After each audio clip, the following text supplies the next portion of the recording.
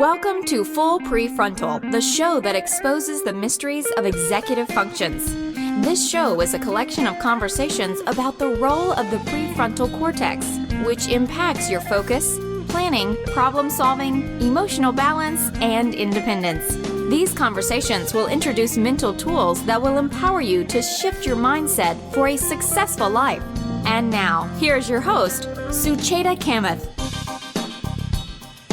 Welcome back to Full Prefrontal, where we are exposing the mysteries of executive function. I am here with our host, as always, Sucheta Kamath. Good morning, Sucheta. Good to be with you as usual. Looking forward to your second conversation with Dr. Roy Baumeister. But you're going to lead off the conversation today by talking about full-body x-rays not in the hospital, which should be interesting, but also a discussion around planning and goal-directed behaviors. Yes. Have I intrigued you enough, Todd? Oh, you typically do with your kickoff stories, let me assure you. Well, so BBC recently reported a story of a woman in Dongguan railway station in southern China. She arrived at the security checkpoint at the train station where she was asked to place her belongings on the conveyor belt so that it could be screened.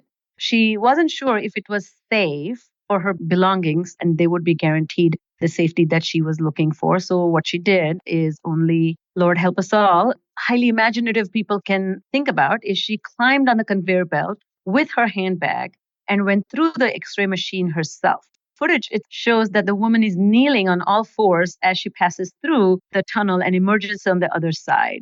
Within days, on the Chinese newspaper's Facebook page, there was a warning that read, "Passengers are warned that not only is this behavior forbidden, but also the radiation from the machine is incredibly harmful to human health."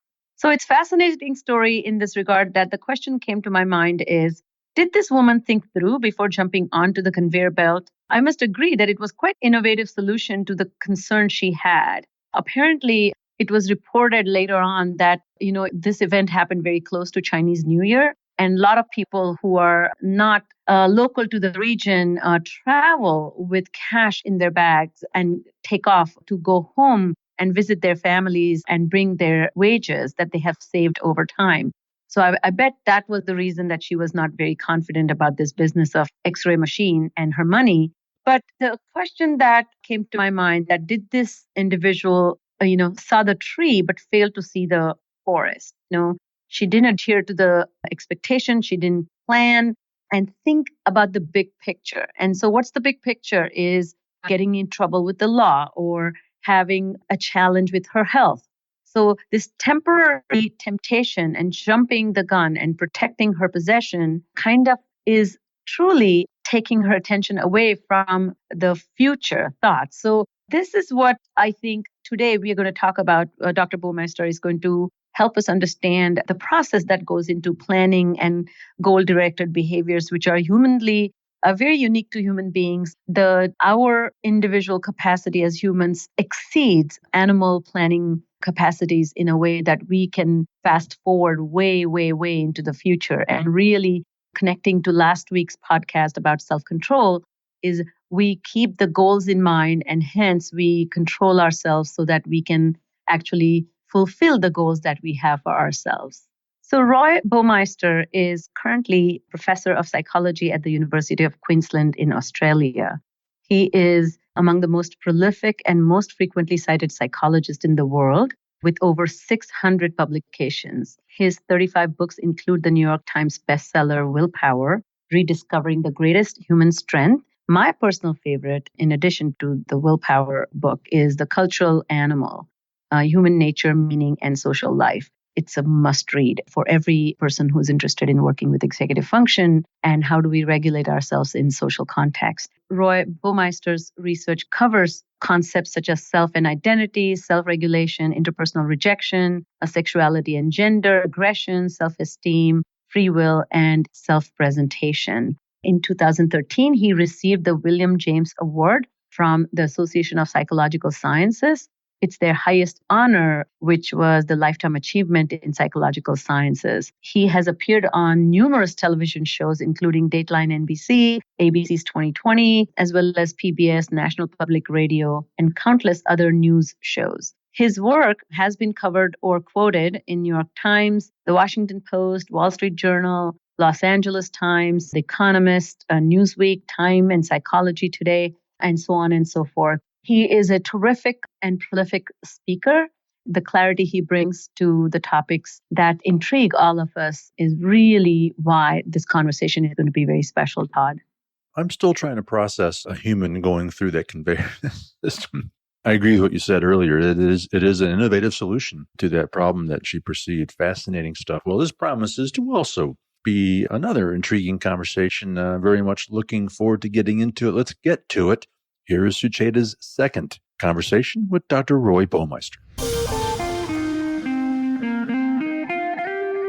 Welcome to the podcast, Dr. Baumeister. I'm so happy to have you. And this is our second interview. And today I was hoping that we will address the concept of planning and goal-directed behaviors. In my work with executive function, many times people who are struggling with managing themselves are often behaving in a disconnected way. They do not have a sense of the big picture when it comes to their own life and the multifaceted goals that they have. So my first question is, executive function is often described as the goal-directed self-regulation. What is your understanding from your research as well as social psychology and social cognition, the process of goal setting and planning, and how are they connected to each other? I don't know if I can throw this one more question, which is why some people are more intuitive about it while others struggle with it. Many animals have behavior that can be described as goal-directed, but human beings surpass others in our ability to think about particular futures, to evaluate and choose among them, and then to organize present behavior based on how we think it will lead to these future goals. Planning is a key aspect of that. Setting goals is something that most people do, but probably all could get a little better at it. Particularly, people tend to be overly optimistic in terms of what they'll be able to achieve, and especially in terms of how fast, how smoothly things will go toward their goal. In setting goals, what's important is to set both the long-term goals of where do you want to end up and sort of subsidiary goals, or steps along the path in that direction. So you see, well, what do I do first, and how do I make the first few steps there? So it's fine if you have a grand ambition, say that you want to be president of General Motors. You can't just start trying to become president tomorrow. You have to work out a plan of how are you going to get from here to there? What education do you need? What background? What first jobs will you get? And how will you rise through the ranks to get there? So if you only have the long-term goal and no short-term ones, you'll flounder around because that's not how things work. And if you only have short-term goals, like what you want to accomplish this week, and don't think really beyond the end of the week, then where your life ends up is likely to be somewhat random, doing fine for this week. But then after many years, you think, well, how did I end up here? You're sort of leaving too much to chance. So some combination of the long-term grand goal in between steps to get there is vital for success. Plans need to be flexible also. If you work out all sorts of detailed plans for exactly how you're going to spend the next month, how you're going to reach some task, well, then things go wrong. And as soon as something doesn't go according to plan, then the whole plan is ruined. So you need some flexibility built into the plan. There's a famous study some years ago where they had students either make daily plans, weekly plans, setting goals for the whole semester as a whole. But the weekly to monthly plans were the most successful. The ones who planned every day, again, as soon as something went wrong, the plan was ruined and couldn't take the time to make a whole nother plan right away again. But I want to have this much done this week. Well, then today, if you can't get the materials from the library, or computer doesn't work, or some problem turns out to be more difficult to work on than you anticipated, well, you've got some flexibility and you can work a little bit more on that tomorrow, and you'll still be there at the end of the week, roughly where you wanted to be. There's also good evidence for something called the planning fallacy, which I've already suggested to some degree, is that most things are longer and more difficult than people imagine. People are just unrealistically optimistic when they make plans. Tell my students when we're doing research, everything in research is going to take twice as long as you imagine that it should take. I think that helps them because otherwise I think, oh, I'm going to do this today and this tomorrow and have the whole project wrapped up in a week and a half. It rarely works that well. And this seems to be something with not an inability to understand time per se, but something to do with ourselves and our confidence and our optimism that things will go well. There's another well-known study in which they asked students to plan, when are you going to get your thesis done? Best case, when will it get done? Worst case, when will it get done? And of course, they didn't, on average, get it done even by the worst case. Another feature of this experiment is they also asked the roommates, when do you think so-and-so is going to get it done? And the roommates were pretty accurate. Other people have a perspective on us that it's somehow just hard to adopt in making plans for ourselves. So if you get somebody like a roommate who's seen you in action and probably has a little bit more objective sense of when you'll get things done, you might want to confer with someone like that.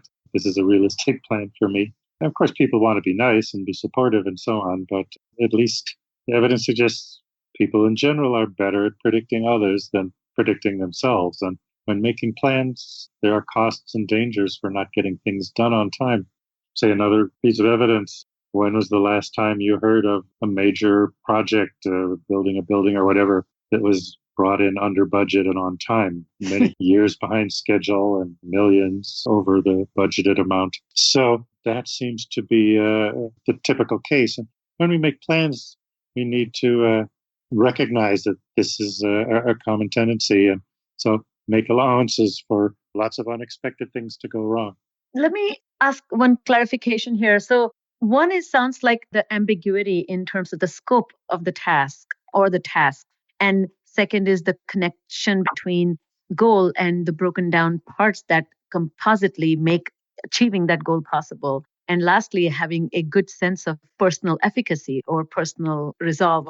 If this is universally applicable, in my practice, I see people with neurological disorders, with concussion or traumatic brain injury, or those with developmental disorders such as ADHD and learning disabilities and OCD. They tend to have even greater problem with that. So is there any research that distinguishes between normative behavior to begin with? Doesn't sound like stellar, and the difference between those with challenges?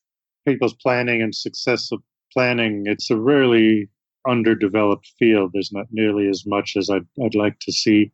So comparing different populations and seeing if people who suffer from ADHD, something like that, are worse at making plans, I don't know if that's been done. I think we're still in the research community at a more preliminary phase of figuring out what makes a good plan, how should people plan, and what makes them reluctant to plan.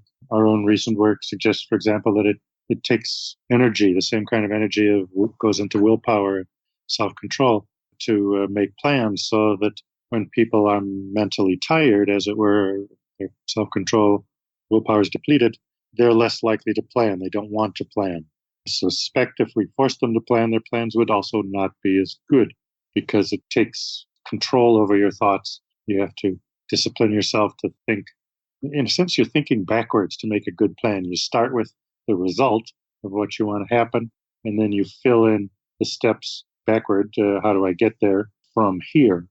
And we find connection with that when people think about these things, initially they're very optimistic, because maybe the first step in thinking about the future is, what do you want to happen? What would be your ideal outcome? Where do you want to be? What do you want to achieve? And then they turn more realistic or pessimistic as they start to plan and think, well, this could go wrong and that could go wrong. So even just after a few seconds, this initial optimism of, oh, sure, I can get this all done in 2 weeks. This will be fine. If they start to reflect on it, they think, oh, wait a minute, I'm dependent on these people and this has to be done and this is going to take a lot of time. So they start to realize the obstacles and problems and pitfalls. And I think that's probably useful that we evolved this way to first have an optimistic conceptualization of where do you want to be, because you want to be moving forward toward a better life.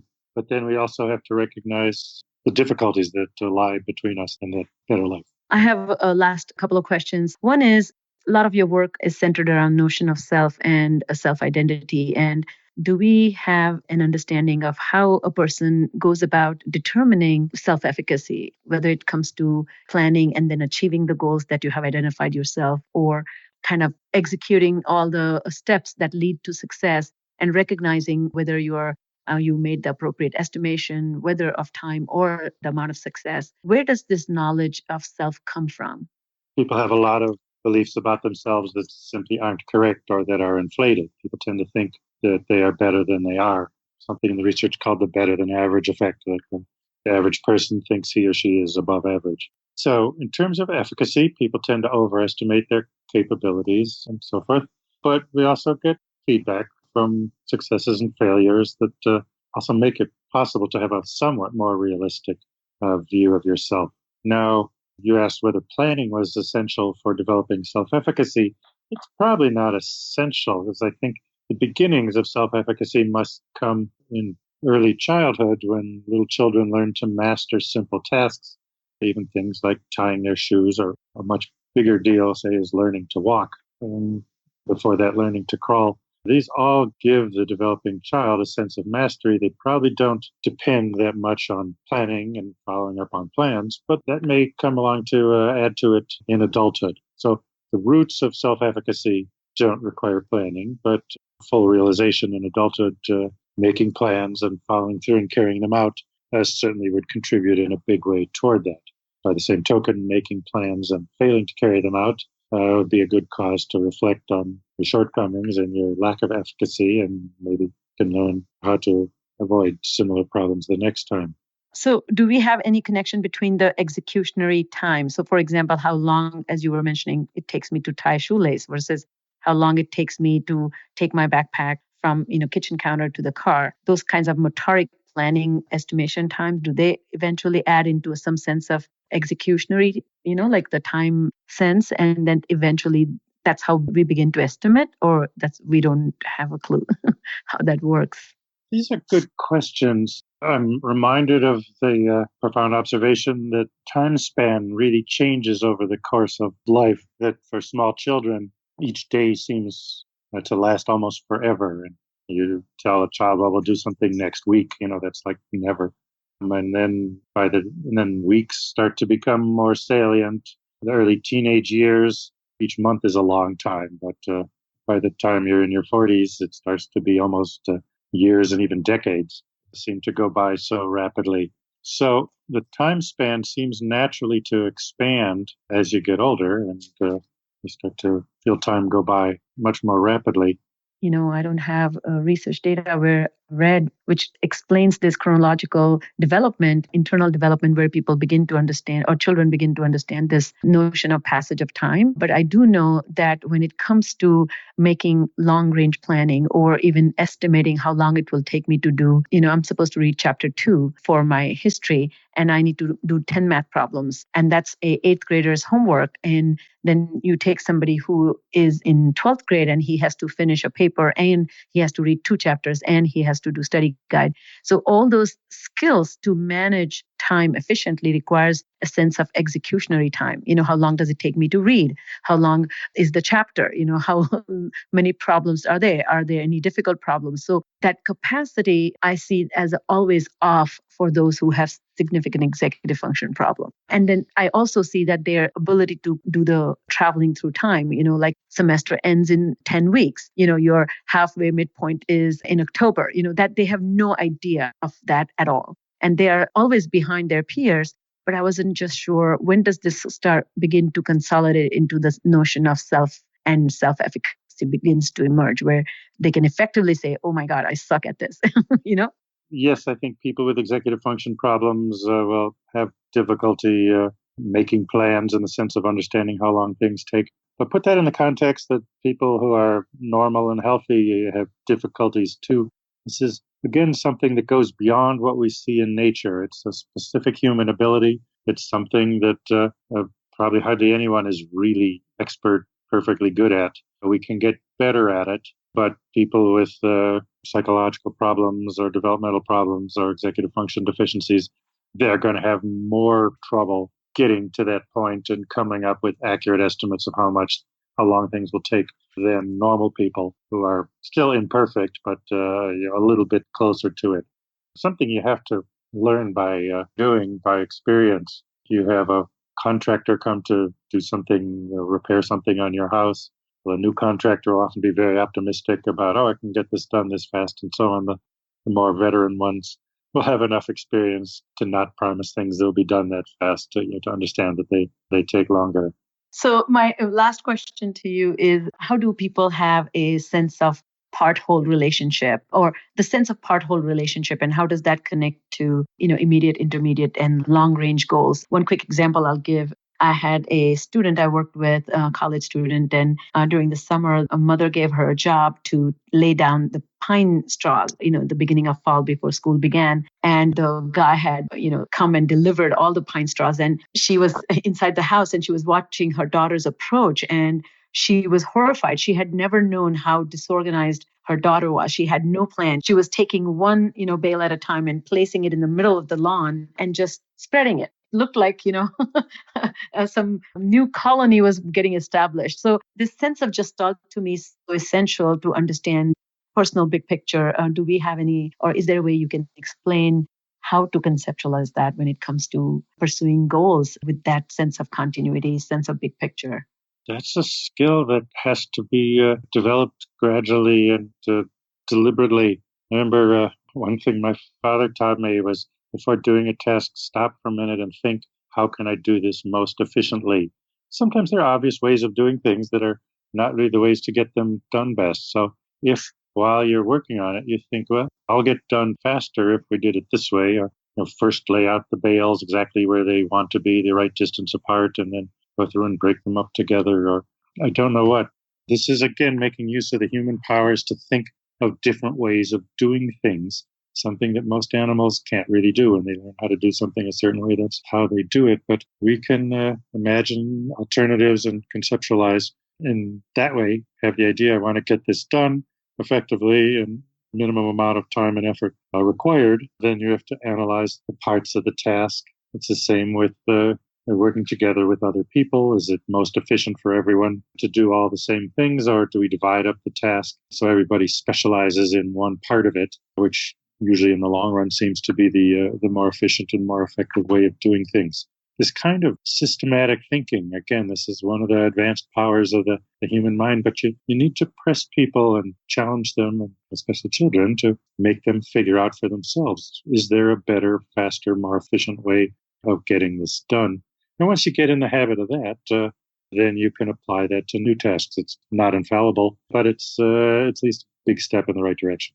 Phenomenal. Dr. Baumeister, you are an amazing, intelligent, and amazingly knowledgeable speaker, and your research has had tremendous impact on my work. I cannot thank you for being on the podcast today. It was sensational. So once again, I appreciate your time and thank you for coming on. Thank you, Sushita. Have a good week, and I'll talk to you later. All right. So that was Sucheta's second conversation with Dr. Baumeister. What a great conversation. I'm curious as to some of your initial thoughts. That truly was fabulous. So here's what I've been thinking about planning skills, and Dr. Baumeister really, really laid it out in such a simplistic and yet very thoughtful way. So evolution of human prefrontal system has made goal pursuit possible. What's so special about this highly evolved system is that it allows us to set our eyes on the distant future, even if it is significantly farther apart from the current moment. We can think positively and creatively about what the future holds for us, and we have the machinery to fast forward into the future, only to then walk backwards towards the current time and connecting the invisible dots.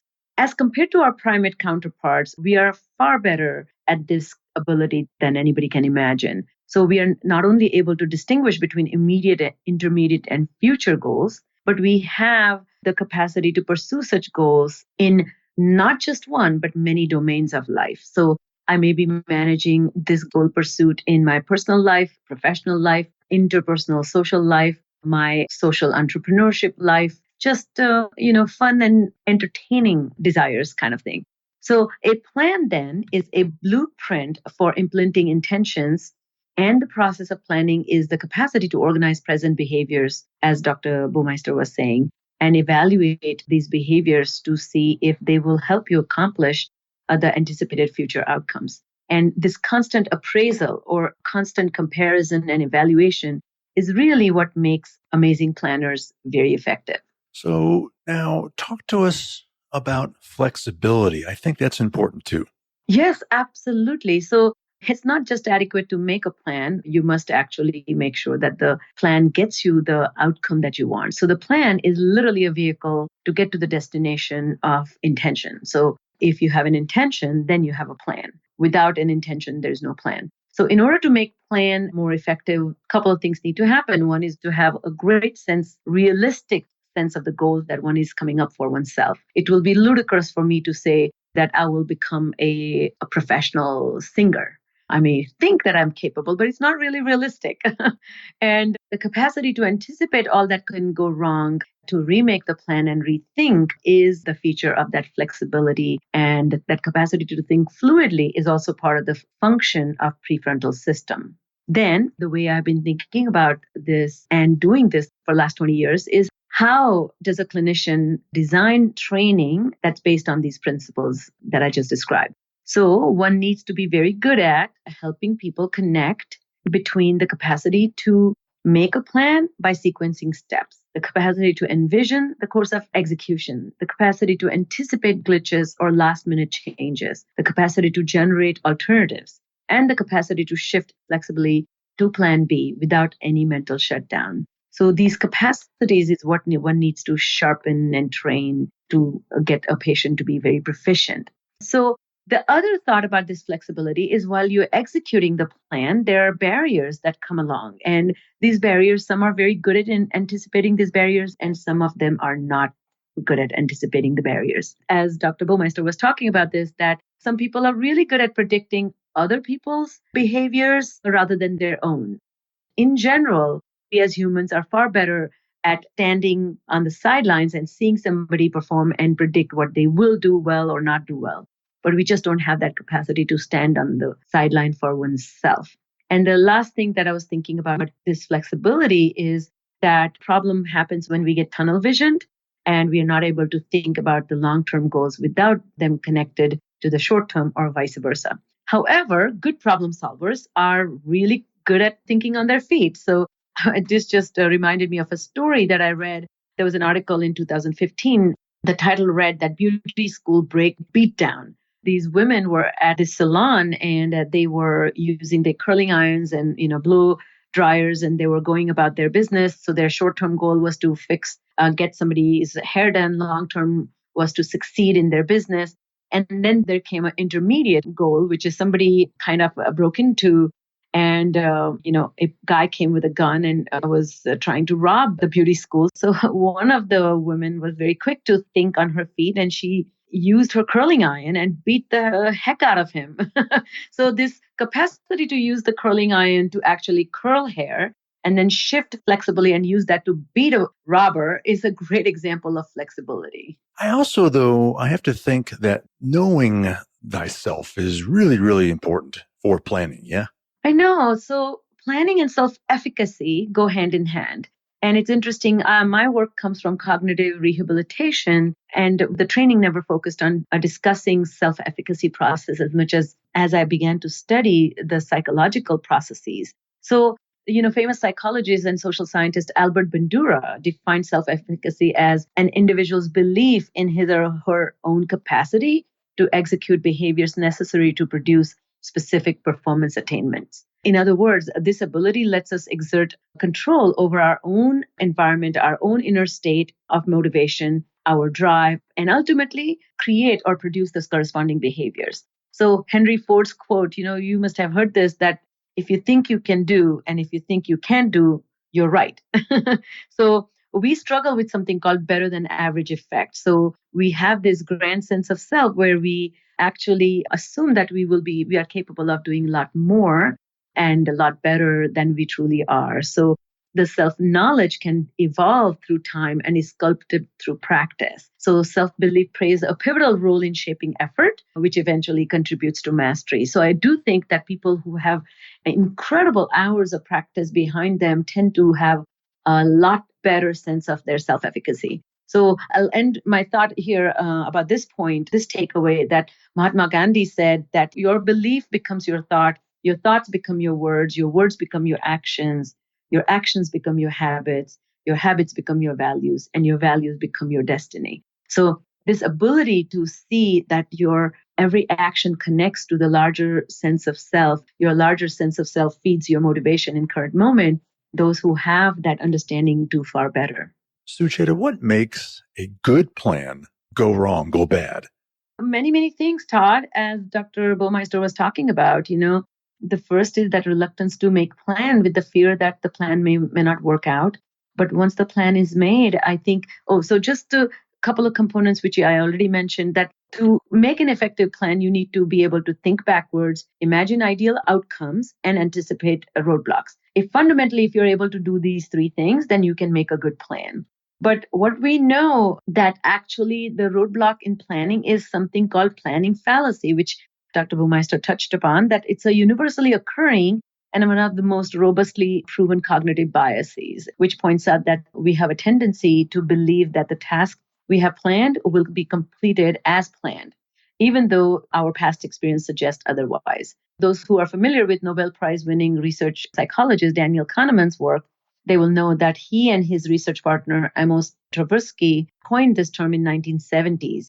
Recently, we have come to understand this phenomenon even more. And what it shows that we as humans are systematically good at underestimating the amount of time it takes to do something, but it's not limited to time. It also extends to money we estimate we will spend and the risks we are willing to take.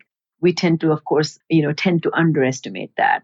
So this capacity, this planning fallacy, is one of the biggest roadblocks in being successful at planning. I'm sure you're familiar with the famous quote from General Eisenhower during World War II when he said that in battle, plans are useless, but the process of planning is critically important. So all that you're talking about here is shedding some new light on that famous quote. So some great stuff. Any final thoughts, Sucheta, that you want to share? Yeah, as we close, Todd, this is such an important topic. And Dr. Roy Baumeister is one of the world's leading researchers, and I have thought long and hard about this topic, and his work has influenced my work. And so I would love to kind of sum it up for people, particularly clinicians and parents who are working with kids like this, or adults who are trying to manage their own planning skills, that number one, a planning skill is a teachable skill. Those particularly suffer with executive dysfunction have a challenge, and teaching them planning skills is a monumental task. Long ago in my practice, I realized that teaching planning is more than simply helping clients write down steps to getting things done. It does require addressing many psychological challenges, including things like focal biases, motivational roadblocks, anchoring effect, which I haven't even gone into, but we'll have some guests in the future who'll talk about this. The clinician must consider many factors, including gathering answers to some of the questions I'm going to list here. First, for example, is how multifaceted is client's life and how many active domains is he trying to pursue? Has client chosen the right goals for self? And that judgment is off, then the clinician needs to come in and shape some of those choices. And are these goals realistic and attainable during training process? Otherwise, the clinician can easily redirect. Can the client imagine or visualize the starting and ending point for each goal? Can the clinician create training that translates into process where the client connects the immediate, intermediate, and distant future goals? And how are planning fallacies influencing clients' planning errors? So all those thoughts need to go into really making clients effective planners. I hope you all, those who are listening, will make a plan in writing, reflect on the past successes and failures, and when you're executing tasks that are similar, really remind yourself the roadblocks that you ran into. And research shows simply by remembering the roadblocks, people tend to actually recorrect the course in the planning itself rather than having to adjust later. So I hope all this really helps. Oh, it's a lot of great material. Lots to think about here, as is usual for all your conversations, Sucheta. So that's all the time we have for today. Unfortunately, on behalf of our host, Sucheta Kamath, and all of us at Cerebral Matters, thank you for tuning in and listening today. We look forward to seeing you again right here next week. We'll see you then. Thank you for listening to Full Prefrontal, Exposing the Mysteries of Executive Functions. To contact our host, Sucheta Kamath, and learn more about her work on improving executive functions, visit her website at cerebralmatters.com. That's cerebralmatters.com. Tune in next week for the next informative episode of Full Prefrontal.